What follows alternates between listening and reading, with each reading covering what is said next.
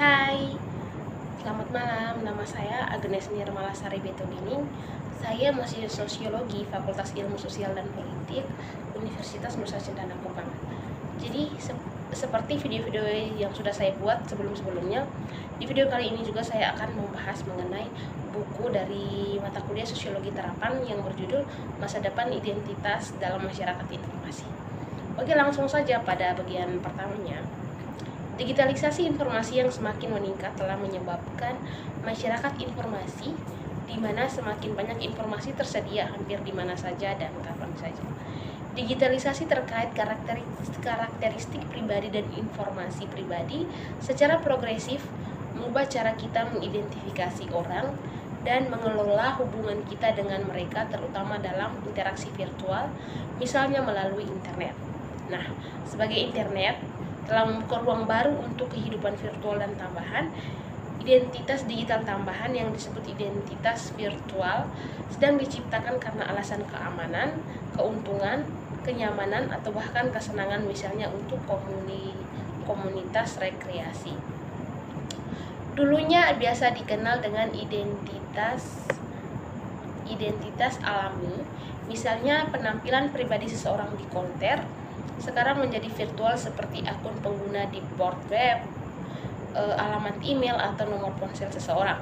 Identitas dan paradigma virtual dan ganda ini di belakangan mereka memberi makna kembali ke dunia fisik, menawarkan campuran fisik dan identitas jamak virtual serta proses untuk menghadapinya. Oleh karena itu, baik artefak baru maupun proses baru menentang definisi tradisional tentang identitas tersebut. Pada saat yang sama, identitas tunduk pada beragam bentuk manajemen dalam bisnis, administrasi, dan diantaranya warga. Hampir tidak ada minggu yang tidak dilihat inisiatif baru yang bertujuan untuk mengidentifikasi warga, pelanggan, konsumen, atau entitas secara lebih baik secara umum. Dalam konteks ini, lebih baik dapat memiliki banyak perbedaan arti, seringkali tergantung dari sudut pandang masing-masing pemangku kepentingan. Oke, yang berikut mengenai identitas di berbagai area masyarakat informasi. Konflik yang membayang dapat dilihat dalam dunia yang berubah secara fisik dan klasik mengenai entitas organisasi seperti warga negara, pemerintah, pelanggan, karyawan, dan perusahaan, dan hubungan di antara mereka. Hal ini dikarenakan adanya perkembangan politik yang sedang berlangsung seperti integrasi Uni Eropa, dan karena tren ekonomi baru dan yang sedang berlangsung seperti persaingan global sumber, dan disintegrasi rantai nilai tradisional. Nah, semua tren ini memiliki pengaruh yang kuat terhadap identitas masing-masing seperti yang dapat dilihat dalam pembahasan berikut. Warga dan pemerintahannya negara-negara Eropa masih mengikuti konsep identifikasi dan identitas yang sangat berbeda manajemennya.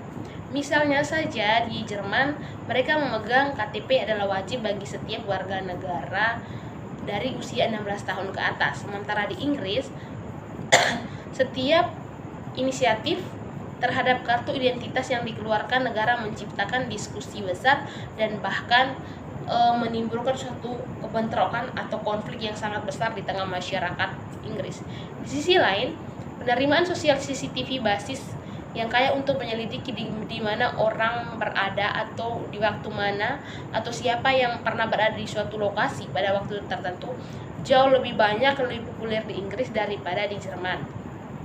Sementara Eropa hanya dalam proses penggabungan budaya identitasnya dan memproses peningkatan konektivitas, dan internet membawa dimensi baru ke dalam diskusi. Sebuah hotel yang tidak hanya mengambil KTP atau paspor dari kedatangan tamu, tetapi juga akan secara rutin memeriksa ulang dokumen ini dalam penerbitannya. Yang berikut mengenai identitas dan teknologi canggih. Beralih ke teknologi untuk memfasilitas pengelolaan identitas, maka dalam hal ini menganalisis ID teknologi dan teknologi tinggi dan teknologi baru. Nah, perkembangan teknologi terdapat disangkal telah merasuki setiap aspek kehidupan kita, dan cara kita sekarang menggunakan informasi terkait identitas kami tidak luput dari dampak perubahan ini. Kita semakin terpanggil untuk mengadopsi teknologi baru, biasanya lebih melalui obligasi daripada pilihan untuk berfungsi dalam masyarakat sehari-hari. Dan dengan era baru, kenyamanan yang seharusnya telah ditangani resiko dan menimbulkan tantangan baru. Yang berikut mengenai identitas dan masyarakat. Beberapa tantangan paling kritis untuk masa depan identitas dalam masyarakat informasi harus ditempatkan dalam dominan praktik pembuat profil otomatis menjadi focal point, dan teknologi profil memungkinkan pembangunan dan penerapan profil grup yang digunakan untuk iklan, anti pencucian uang, keadilan aktuarial, dan lain sebagainya. Profil juga merupakan syarat mutlak untuk relevansi visi ambient intelligence. Meskipun pembuatan profil otomatis ini nampaknya menyediakan satu-satunya jawaban yang layak untuk peningkatan informasi yang berlebihan, dan meskipun itu tampaknya menjadi alat yang menjanjikan untuk pemilihan informasi yang relevan berguna. Sifat yang tidak terlihat dari karakter yang menyebar dalam mempengaruhi prinsip-prinsip inti demokrasi dan supremasi hukum, terutama privasi dan non-diskriminasi. Menanggapi tantangan ini, oleh karena itu menyarankan jenis-jenis perlindungan baru di samping yang sudah ada rezim perlindungan data tersebut, alih-alih berfokus pada perlindungan data pribadi. Alat baru ini berfokus pada perlindungan terhadap pembuatan profil yang tidak terlihat atau tidak dapat dibenarkan. Oleh karena itu, seorang ahli yang bernama Ambient Law mengajukan kerangka kerja aturan hukum yang tertanam secara teknologi yang menjamin transportasi profil itu harus mengizinkan warga negara Eropa untuk memutuskan salah satu data mana yang ingin mereka sembunyikan, kapan, dan konteks apa. Kita lanjut. Yang berikut mengenai hidup sebenarnya dalam realita virtual. Nilai tambah orang maya terkadang mendeskripsikan avatar dan bentuk baru identitas dalam game online. Mereka juga muncul dalam konteks lain. Beberapa penulis menggunakan dalam domain hukum. Dalam Fidesz, konsep orang maya telah diperluas untuk mendeskripsikan dengan lebih baik dan memahami bentuk identitas baru di masyarakat informasi dalam kaitannya dengan hak, tugas, kewajiban, dan tanggung jawab. Dunia virtual bukan untuk menjadi bingung dengan dunia digital, memungkinkan deskripsi terpadu tentang banyak konsep terkait identitas yang biasanya didefinisikan secara terpisah tanpa mempertimbangkan kesamaan avatar, kategori, profil, dan badan hukum, serta lain halnya. Sistem hukum memiliki pengalaman panjang. Sistem hukum ini memiliki sebuah pengalaman yang cukup panjang dalam menggunakan entitas abstrak untuk menentukan aturan kategori untuk mengkaitkan hak hukum, kewajiban kepada orang-orang yang dapat dipertimbangkan dalam keadaan entitas abstrak dalam suatu situasi tertentu. Yang berikut mengenai penggunaan dan penyalahgunaan data biometris dan jaringan sosial. Perkembangan teknologi telah meluas setiap aspek kehidupan kita, dan cara kita sekarang menggunakan informasi terkait identitas tidak luput dari dampak perubahan. Cara-cara yang digunakan untuk berusaha menjaga keamanan informasi digital seperti inskripsi kunci publik dan tanda tangan digital dan berkembang, namun peran biometrik yang akan kontroversial dalam identifikasi dan autentikasi.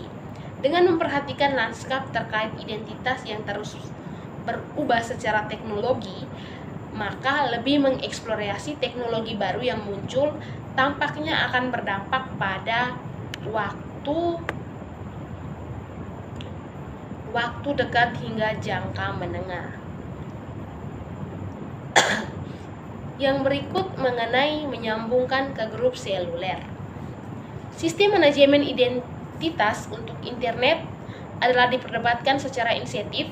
Manajemen identitas dalam aplikasi seluler memiliki tumbuh diam-diam selama 17 tahun terakhir. Teknologi seperti global system for mobile yang masih berkembang dengan infrastruktur identifikasi adalah fondasi untuk banyak aplikasi dan layanan terkait pengelola identitas seluler baru. Ini termaksud layanan berbasis lokasi, menawarkan layanan yang disesuaikan dan nyaman untuk pengguna, dan peluang pendapatan baru bagi penyedia layanan.